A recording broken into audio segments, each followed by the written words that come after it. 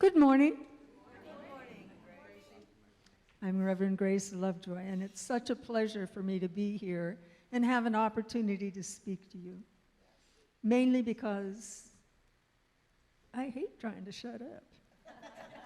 I couldn't do it if I tried. Even all by myself, all during the week, I'd give you some remarkable lectures.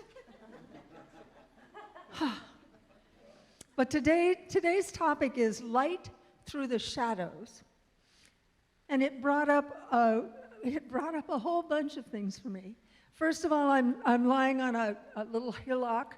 It's green, there's little wildflowers around, it's a good season for that. And I have my eyes closed, but I can see that there are clouds drifting by. And when the sun strikes my closed eyelids, it lights up in that wonderful feeling that you all know because we've all been cloud watchers like that. And the song that's playing in the back of my head is The Grateful Dead. Sometimes the light's all shining on me. Other times I can barely see. And lately, it occurs to me, what a long, strange trip it's been. Yeah. So, it really has been a long, strange trip. This past year has been filled with, oh no, I got here January 1st, 2020. Since then, life in Santa Cruz has been weird. Life in Santa Cruz is always weird. It's supposed to be weird. We want to keep it weird. My niece lives in Austin, Texas. It's our sister city, and the motto is, keep Austin weird. So, this place is supposed to be like that, but it didn't have to have COVID. And it didn't have to have all of the things that shook up our entire world. And from my standpoint, it's just a remarkable look at the answer to prayer. How many of us have been looking for 5 years at least for something to change the world from the jaw-dropping mess it's in? Politically, ecologically, there isn't any part of the mess of the world that doesn't look like a disaster. Like there's no light anywhere. But I'm telling you, I can feel the shift. Change is inevitable. Change is constant. It is the very nature of God to be in constant change. And we're in a place with a heart, this center, and we're in a philosophy that says this inevitable change, we can put our collective mind towards it and change the whole planet for the better. Let's start one mind at a time. It's just so much easier. So as we're going throughout all of the stuff that keeps happening to us, things happen that you have no control over. Watching pink lightning the first year I got here, watching pink lightning all along the horizon when I got up to close the window because, darn, it felt a little breezy. Holy cow, it set 2 counties on fire. That's a massive amount of change. Think the climate's changed? Yes, it has. I can't wait to see if Santa Cruz is going to end up as a tropical paradise. Why not? Why do we always think it's going to change for the worse?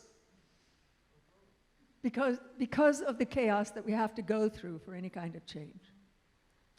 So there's stuff going on. I live in Morgan Hill part of the time. Part of the time over here. I travel all over the place.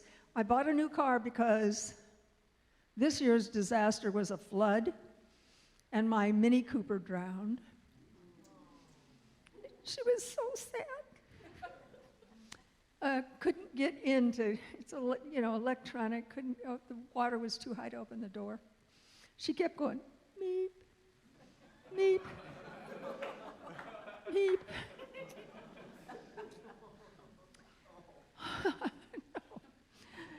It's not helpful if you name your cars. That was Nike. So I have a new car. It's a hybrid Sonata. I'm very happy with it. It's a luxury car. It has leather seats. It has a moonroof. You know, even if disasters don't happen, you can do them to yourself. So my dog and I used to like to go through the car wash in our Mini Cooper. It has a little sunroof, and we can watch the rollers go by. I don't really know how she likes it, but I like it a lot. I've got a new, the new car has a moonroof. And I don't really have the hang of it yet. So that I didn't recognize that not only is the cover gonna slide back when I push that button, it's gonna open the little fake convertible part. So I'm in the car wash, and I push the button and go, ah! Luckily enough, the button put everything back where it should have been. So if you don't have a disaster going on, make one yourself. And the best thing about my Sonata is, since I've been driving it, it has a gauge that tells me how much fuel I have in it, but it also has a little a little digital calculator that says how long until empty. And it's been about 400 miles. It's now up to 477. How does that happen? I love this hybrid. Oh my gosh. So I really feel like I'm making a change in the world through the darkness that seemed like a major disaster for my car. I managed to buy that car with no car payment. I got no car payment. And I'm wild about the car. There's light in every bit of darkness. You know what I'm talking about. If you are, how many of you are lifelong Pollyannas? We can't stop ourselves. You know that no matter what's happening, something good's going to come out of it. It always does. And at the end of all the good, some disaster is going to happen and something good will happen again. So that the thing about finding the light in the darkness is to keep ourselves aware that all we have to do is start to look, and we'll see what's there. The difference is looking and seeing are physical and imaginal. I'm reading a book by Jean Houston called The Quest of Rose, and it's about the imaginal realm.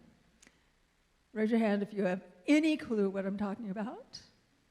A few of you. All right, here we go. The imaginal realm is not an imaginary realm. It's a place where possibilities are stored. I think that's a good way to think of it. It has a physical meaning as well. If you happen to be a butterfly or a moth, the stage between caterpillar and butterfly is the imaginal realm. So you stand around on a mulberry bush, and you go, I like it here a lot. Plenty of food. People will bring me more if I need it. I'm saying this because in Thailand they raise silkworms to make all the silk that I am very fond of. And they tend those worms with good heart. They're very important to them, and they are very kind to their worms. And when the worms create a cocoon, they don't get to live after that.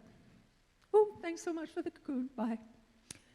And but that's enough. I mean, you're a nice, fat, happy caterpillar. Eat till you're full, and then make me a beautiful dress. It's a little heavy on the human side, but there's a balance there somewhere. And in that imaginal realm, the place where the caterpillar goes from into the liquid form, into the very goo, is that imaginal realm, the imaginal realm, where a worm imagines that it can fly. A worm imagines it can fly.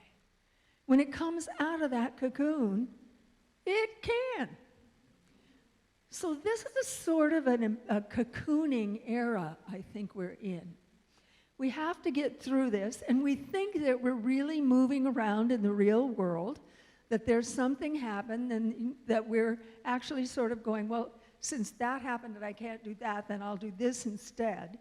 But every one of those little shifts in compass point points us to a whole new way for the other side, how we live on the other side. And we're going to be who we are now. Santa Cruz is known for just how nutty you people are, how you tend to this place. There's a feeling in Santa Cruz that is not anywhere else. And you know it, or you wouldn't still be living here. So this place is a vortex, a vortice. There's a lot of them around the planet that have conscious people becoming more and more conscious. And the more conscious we become, the more opportunities we have to imagine what the next world looks like. Yes. And what we can't do is take our old thinking with us. So now, with my last fill up in my tank, I have 477 miles till it's empty again. It keeps getting bigger. I am training my car to use less fuel. Perhaps it's training me. And when I tell you that I've been driving around a lot, I mean it. I've been up to Redwood City often to see our friend Firefly. I've been everywhere. Oh, sorry. You know you get stream of consciousness when I'm here. Sometimes it carries me away. And this past weekend, I had so much light and so much fun and so much depth. Depth, not shadow. There's nothing that was blocking anything with the synthesis group, which was virtually all the synthesis classes coming together simultaneously. And it's a remarkable group of bonded people. And in that process of the weekend, I watched a dream that's been held. Elisha's the dream holder. But every one of us can see the vision that he's got. And a bunch of them have remarkable skills. So they sent him out of the room and went, get out of here, we're going to fix this. Not fix it, it's not broken. We're going to expand this concept in such a way that Elisha doesn't have to do it all. Yes. Now, isn't that a good idea? Yes. Wouldn't you like your life to be better and you not to have to do it all? Yes. This is an old concept on my part. This is my shadow stuff, which is this. I come into my own in the 60s. Raise your hand if you're in my age group. God, I love you people. And one of the things that I am is a dang feminist. You know us. I'm totally independent. If I'm going camping, I'm carrying my own crap with me and carrying it back out, and manly about the whole thing. And when I got home on this past week, I don't have the oxygen to take out my trash. Now, I could whine on, but I'm not gonna. I had to text the local people who live on the property with me and say, and we're all girls, could somebody please help me take out my trash? I have a hard time asking because I'm a feminist. And somebody went, oh, give that up and just ask. But could you ask earlier? So, yeah, thanks. So I'm having to do a whole change in my life. Instead of being independent, to remember that I never really was, I am interdependent. I am interdependent with everything around me. And this place, this time, this growth in me I'm loving so much at the same time that my physical body is catching my attention in a way it never did. That part is not as enjoyable. I have always had a goal of being, I want to live to 100 and die on a dance floor. Dancing is so hard if you have to carry your own oxygen. But there are other ways to dance. So eventually, I'm going to bring a little music. I'm going to offer an opportunity because one of the things that I do is I'm a professional toucher. I'm a massage therapist and a trigger point myotherapist. And I love touching people and making them feel better. And I can do a neck and shoulder massage. You're first in line. You're just going to sit here in front of me, and Elisha, I'm just going to ask you out loud right here and right now. I'll accept donations, and we'll just donate it to the church. So we'll come and let me get my hands on you. It will satisfy my need to be physically touched and touching. And it's music, and it gets to be my form of dance. Now that I'm not going to be on the dance floor. I love swing dance. I love swing dance. Oh, yoy. So it's been having to learn to live around the shadowy parts is what I've been forced to look into.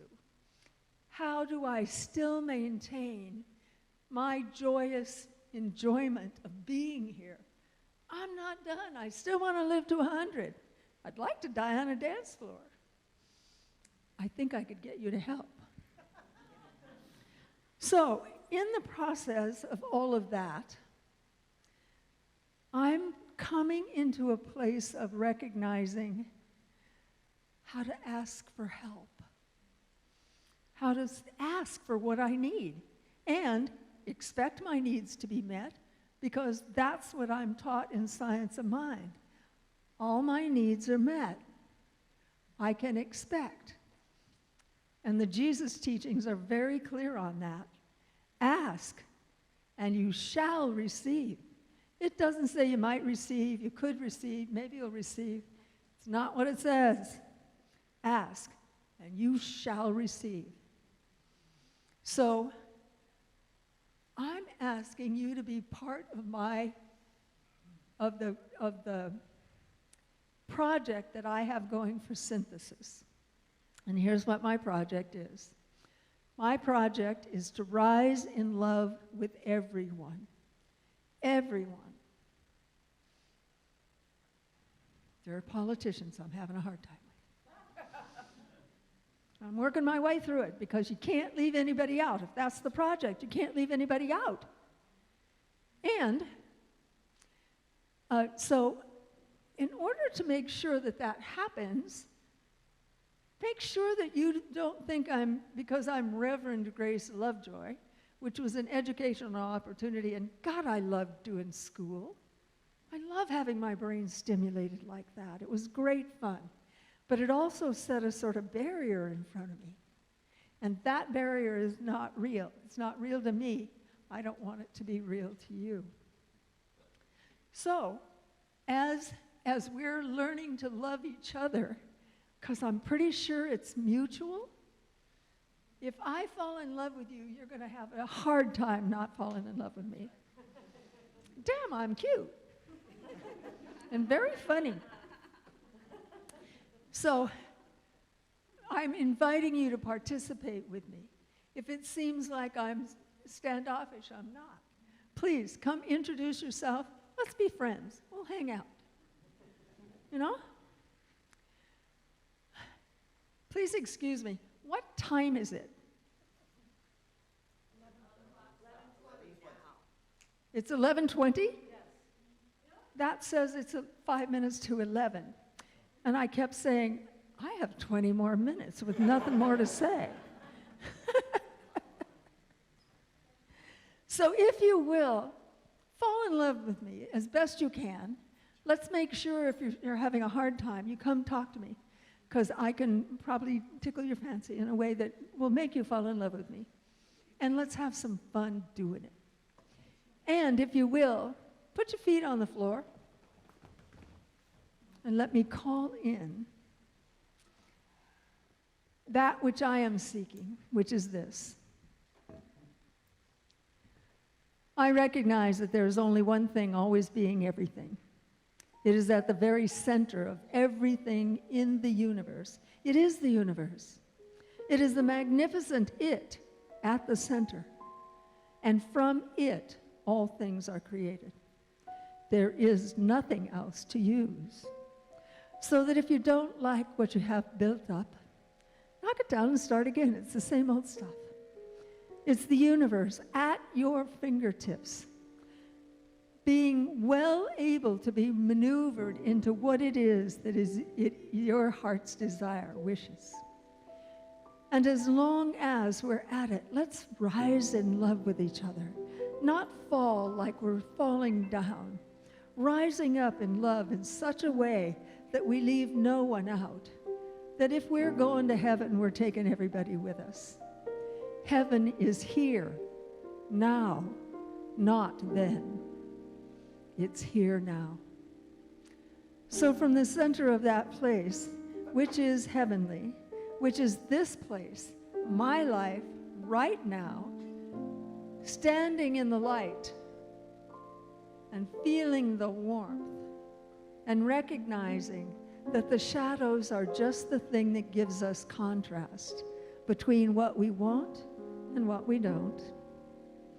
I simply allow all of this to be the thing that each one of us comes forward to receive. To be mild and wild and wacky in love with each other. And I bless us all. And so it is.